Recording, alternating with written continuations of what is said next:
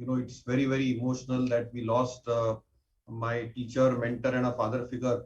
It was a second big loss after I lost my own father.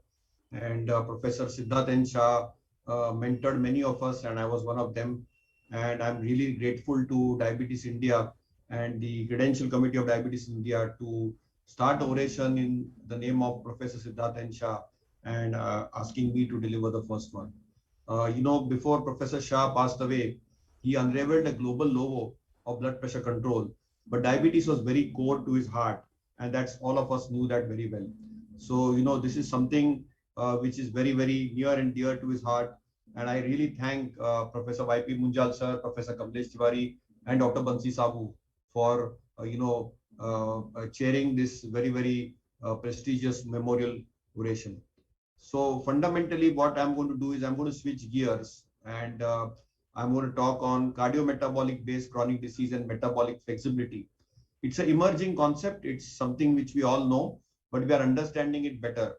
And we know that what are we going to do on it. So what I'm going to do is basically in these five outlines, I'm going to discuss what is CMBCD, what is the burden of cardiometabolic risk, how glucose control impacts cardiovascular risk, how non-glycemic factors impact cardiovascular risk, and then can we connect the dots? Can we connect a single dot, which is cardiometabolic based chronic disease and meta inflexibility? And maybe are there going to be newer and novel strategies for cardiovascular risk reduction beyond what is already available in this era of SGLT2 inhibitors and GLP-1 analogs? So obviously, when we are defining the burden of cardiometabolic based chronic disease, we all know that heart disease is the number one killer in the global burden. And we all know that, if there are, in 2012, the global deaths were 56 million. One third of them are due to cardiovascular disease. And a large proportion of them are due to heart disease and stroke. And even this year, we will lose around 18 million people due to heart disease and 4 million people due to diabetes. So obviously, when we look at the cardiovascular rates in India, and when you look at an analysis done for almost more than 3 decades, you can see that heart disease is top of the pecking order, and so is stroke when it comes to really the mortality rates. And that's something which is very, very distressing for all of us. We have all known this ticking clock hypothesis that, much before the microvascular complications kick in, just after birth, the atherosclerotic plaques start forming maybe after a decade of the birth of a human being. And as we progress every decade and a half, you can see by the time the individual is 40, we probably with type 2 diabetes get some microvascular disease. So this whole clock starts ticking very, very early. And that gives rise to a birth of a concept called cardiometabolic based chronic disease. And what are the metabolic drivers for that? We have decent data, and this is from Mount Sinai, Professor Jeffrey Mechanic, who heads the ICANN School of Metabolic Medicine and works with a very world-famous cardiologist, Professor Valentine Fuster, in the cardiometabolic program there. And Professor Mechanic, who is a past president of the American College of Endocrinology, said that population-based strategy which warrants early and sustained use of intervention which are directed to control metabolic drivers, which include functional adiposity, glucose, which is dysglycemic, and blood pressure is the key. And therefore, it is nothing but a dysfunctional adipocyte, a changing level of glucose in the impaired glucose tolerance range and blood pressure, which really drive, which are the key metabolic drivers for cardiometabolic based chronic disease. And clearly, new and new terms have emerged, and let us study some of them. So one term which Professor Mechanic described is a term called ABCD, which is adiposity-based chronic disease. It has two parts. One is adiposity-based, which reflects the abnormalities in the mass, function, and distribution of adipose tissue. We all know that Caucasians are born with much more adipose tissue than, say, Asian Indian population. And therefore, you know that you are born with a finite number of adipose cells. And obviously, there is no scope for expanding that. And therefore, then when the Asian Indians are having environmental triggers, genetic predispositions or underpinnings, then obviously there is some ectopic deposition of this adipose tissue, which causes a lot of chronic disease. We also know chronic disease reflects the risk, the presence and severity of complications. And the risk, the presence and severity of the complication of chronic disease is directly proportional to the amount of adipose tissue mass, its functional status, and how it is distributed in our human body. The second term, which is also a popular term which has emerged, is something called as DBCD, dysglycemia-based chronic disease, which includes a term for all forms of diabetes, whether it's type 2 diabetes, whether it's pre-diabetes, whether it's biochemical insulin resistance, and how it is linked to risk of disease progression. And the third term is probably a conglomerate of ABCD and DBCD, which is cardiometabolic based chronic disease, which is what, but nothing but a medically actionable model. It's a model which addresses pathophysiology and delineates the interrelationship between adiposity, type 2 diabetes, and cardiovascular disease. So obviously what the cardiometabolic based chronic disease does, it comprehensively approaches the primary, secondary, and tertiary prevention on cardiovascular disease as end stage development of the chronic disease progresses is something which we can be intervened. So let me look at this from a different window or a different tunnel or a different telescope. The first stage is at risk, second stage is pre-disease, third stage is disease, and fourth stage is complications. And let us look at each of these conditions: ABCD, adiposity-based chronic disease; DBCD, dysglycemia-based chronic disease; CBCD, cardiometabolic-based chronic disease. So in the first stage, in adiposity-based chronic disease, it's the genetic underpinnings, which Professor Sattar was alluding to, the environment and the behavior, and all of them are linked.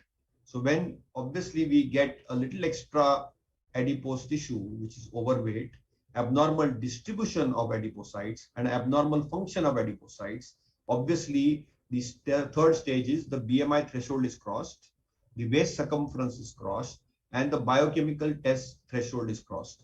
And the stage 4 of complications is set in, which could either be biomechanical, like arthritis, etc., or cardiometabolic, like a heart attack or diabetes.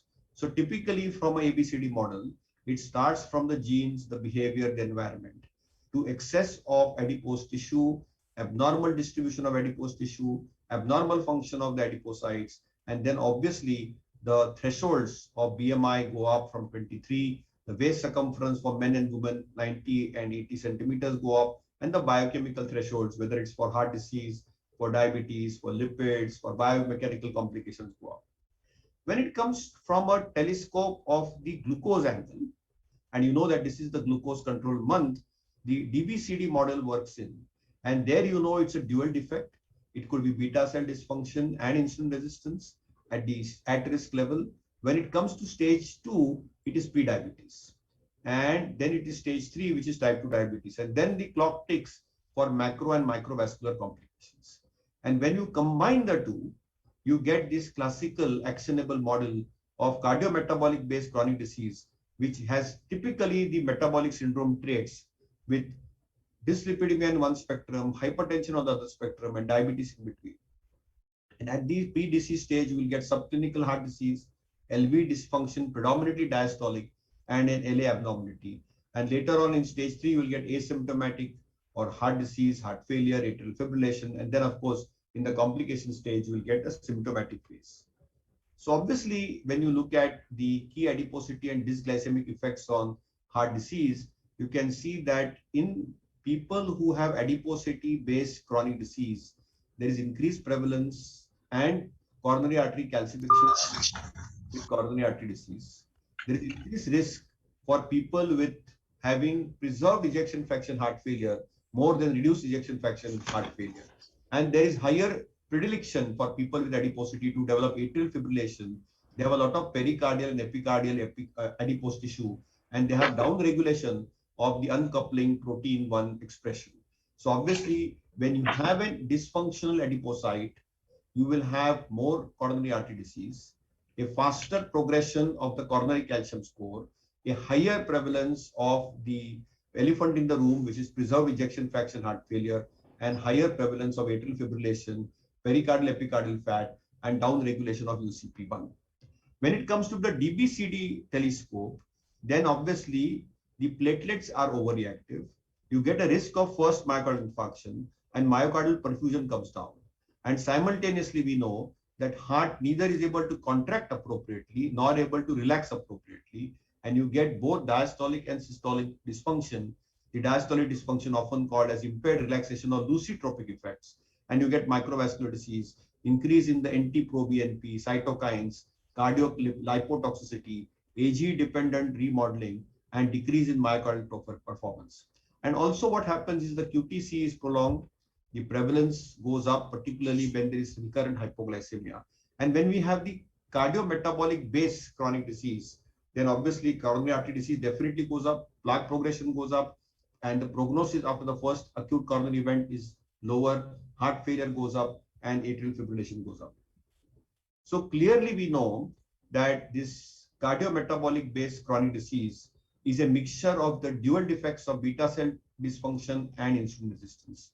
And you know that there is a huge impact of lipotoxicity and glucotoxicity, because when we see the patients as clinicians in our outpatient clinics, already there is over diabetes, there is over hypertension, and there is excess of glucose and lipids.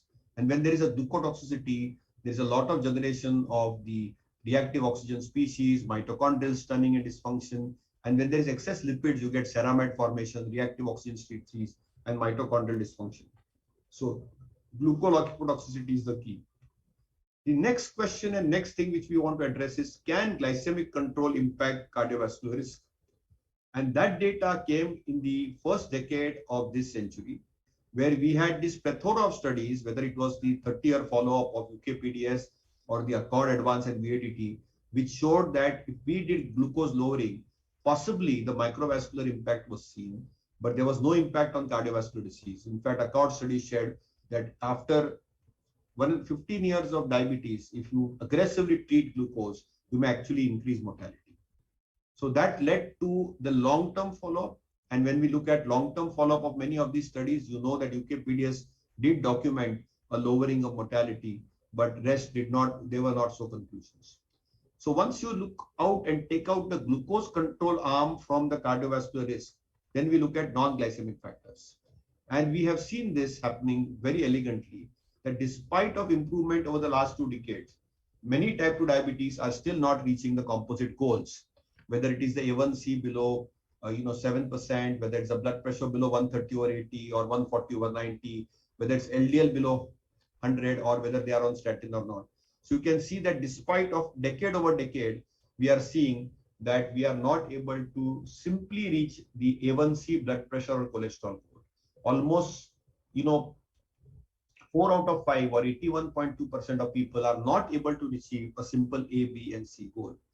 So the Look Ahead trial, which was an intensive lifestyle trial, was terminated because of futility. It only had focused on weight loss, which is what Dr. Sattar was also alluding to, that if you focus on appropriate weight loss, okay, it did not improve the cardiovascular risk in the long term, but it made a tangible difference. It clearly ensured that you can see the difference here on the various risk factors, and intensive lifestyle intervention clearly works. We have also understood one thing better, that there has been increasing recognition of non-HDL cholesterol being increased with the risk of future cardiovascular events, even after we control the LDL cholesterol in normal range with statins. You know that we try to keep a diabetic's LDL below 50 or 70. And despite of controlling the lipids well, there is still a residual risk of future cardiovascular events.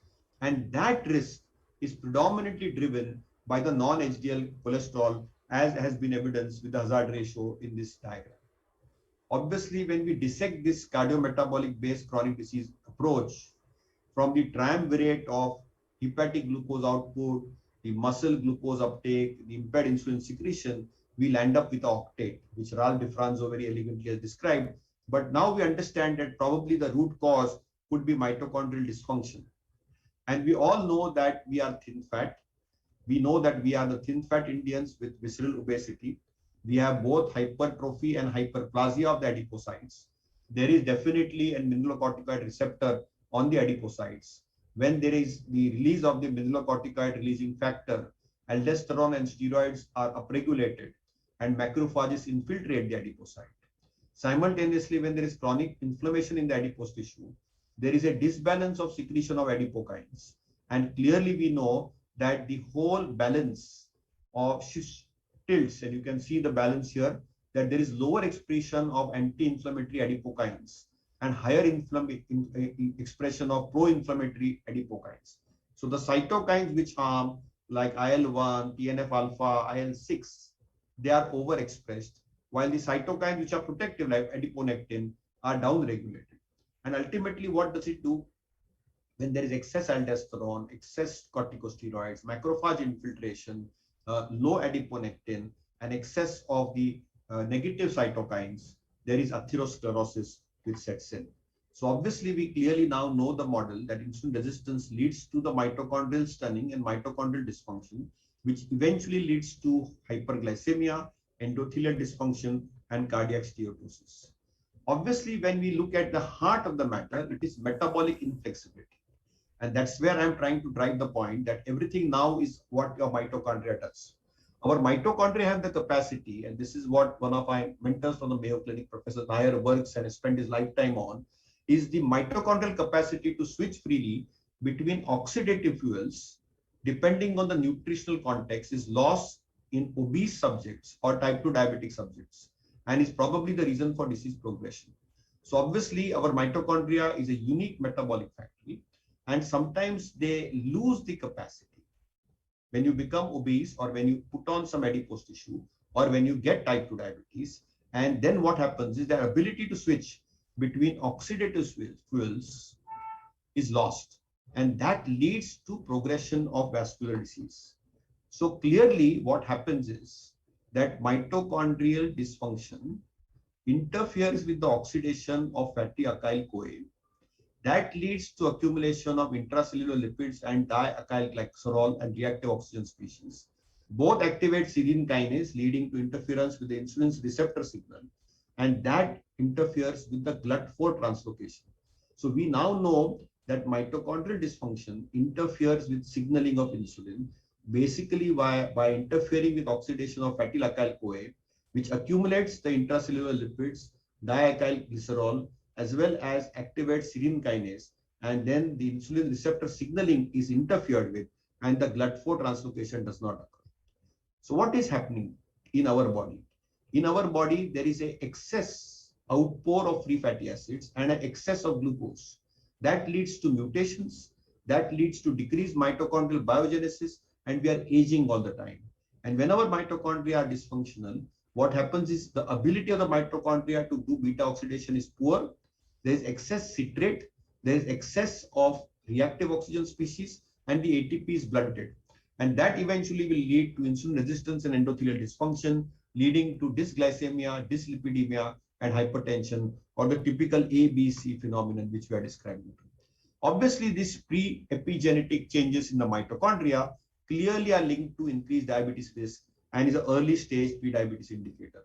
So obviously, we know that type 2 diabetes now is a mitochondrial derangement with oxidative stress, insulin signaling, mitochondrial epigenetic changes, genetic access in the cellular platform have a role. So obviously, people have investigated this. And here, people have looked at mitochondrial DNA methylation. And when we look at the mitochondrial DNA methylation, it's increased drastically from quartile 1 to quartile 2 when somebody becomes from lean to obese. So as we put on weight, our mitochondria DNA methylation will occur. And you can see as you move from lean state to obese state, the HOMA insulin sensitivity is blunted. So as you become insulin resistant, as you put on weight, our mitochondria DNA methylation will occur. And therefore, mitochondrial dysfunction due to epigenetic changes clearly are early and progressed type 2 diabetes. So clearly, you know that the mitochondrial DNA methylation and insulin sensitivity in overweight compared to insulin signaling and secretory defects in morbidly obese subjects is illustrated here. And we also know that there is no correlation between obesity, anxieties, and diabetes risks. But when there are mitochondrial epigenetic changes, then very early on the disease, you will get full-fledged development of vascular disease. So obviously, we have so many new drugs, but there is still a need for an unmet ideal drug for metabolic inflexibility. We know that we have SGLT2 inhibitors and sulfonylureas to correct hyperglycemia. We have glitazones and metformin to correct the insulin resistance. So that part has been there. But we don't have drugs to correct the meta-inflexibility, whether it is a respiratory chain transport 2 or 5 related to glucotoxicity, or the lipotoxicity mediated impaired glucose or insulin signaling or resistance, which causes typically the trio of diabetes, dyslipidemia, and hypertension. So obviously, this is something which we all recognize and which we all know. And clearly we know that we as a human beings have a energy flexibility.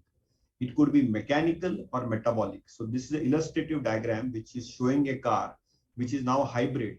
So we know that we need power which is rapid and we need it to be efficient. Similarly, our body's apparatus is also metabolic. It has ATP and we need rapid energy and abundant glucose, but we also need glucose sparing. Sir, your comments, Dr. YP Munjal and Kamlesh Tiwari, because we will not be able to have any questions.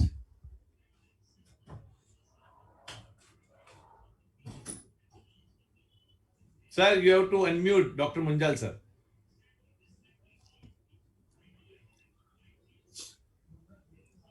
Before I give the comment on the oration of Dr. Shashank Joshi, I would like to thank Bansi Sabu for being instrumental in starting this lecture.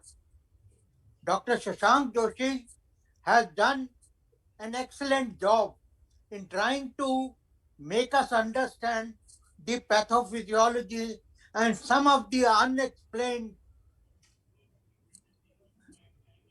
changes which take place in a diabetic patient for which we don't have an answer. And I think cardiovascular disease is one of the most important, which he has shown has its beginning in the first stage, second stage, third and the fourth stage. They don't get reversed by managing diabetes if you do it later on. Therefore, the old adage of following that try and control diabetes in its early phase or in primary prevention of diabetes is of vital importance. With this, I compliment Dr. Shashank Joshi once again for his excellent oration and making a difficult subject so lucid and easy to understand. Let's all give him a big hand. Thank you, sir. Thank you.